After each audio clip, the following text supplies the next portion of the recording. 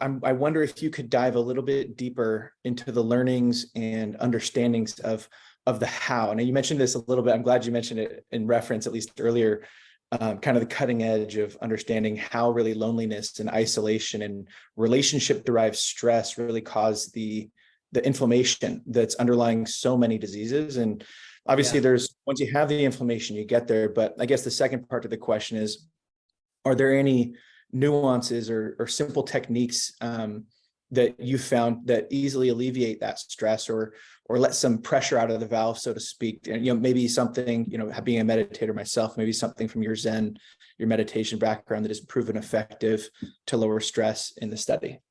Yeah. Well, some of the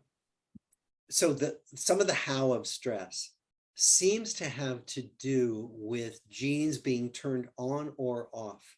It's about gene expression. I work with a guy named Stephen Cole at UCLA who does some really interesting stuff on gene expression, and what he finds is that when we're under stress, their genes get turned on. Some genes get turned on, meaning proteins get produced that do certain things in the body, and some genes get turned off. Right. And that what that does is set up certain reactions because we believe evolutionarily it was useful to do that. Right. So the best hypotheses seem to have to do with genes being turned on or off, and that some of those, for example, activate processes of inflammation that may be useful for fighting off stressors. So, if you're under stress, it might be that in the past you had to defend against dagger or arrow wounds, right? So you needed inflammatory response to be ramped up, right? So you could fight off bacterial infection because that's what might kill you. Right. Okay. And the people who did that most effectively were good at it. But what if you have chronic stress where essentially your inflammation genes are turned on all the time? And we know that chronic inflammation breaks down your coronary arteries. It breaks down your joints. So in other words, that's how chronic stress can break down multiple body systems that on the surface of it seem disconnected, but aren't.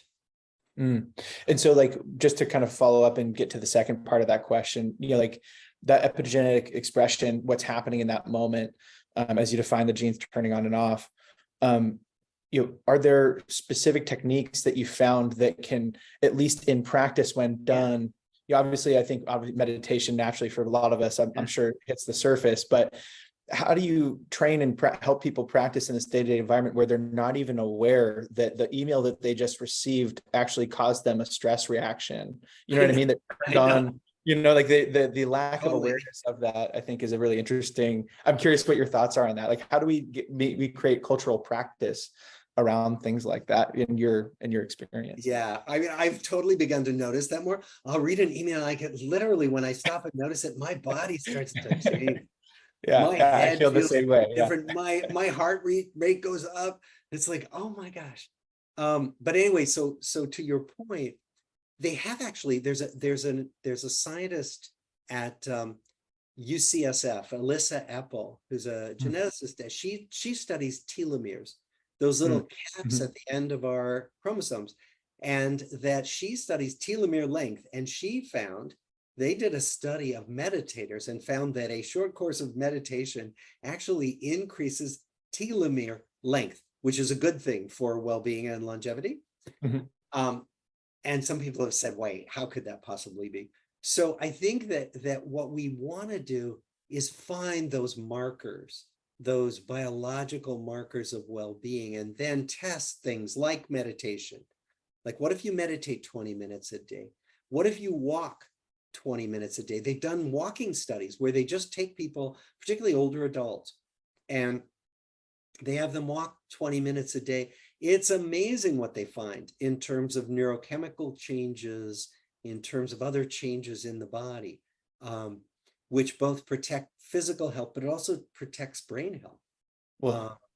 Yeah, like walking in nature versus also walking in a city, right? Those sorts of things that turn on these old parts of our brain and body. But you mentioned telomere, so I had to mention also up in that San Francisco area is Dean Ornish, right? Up in that, so a lot of that study on diet and exercise and meditation that's actually been, reimbursed by Medicare, right? Because of its impact, its effect. But Yeah. I'm curious what your thoughts are on that combination of nutrition, meditation, and any specific insights on practices.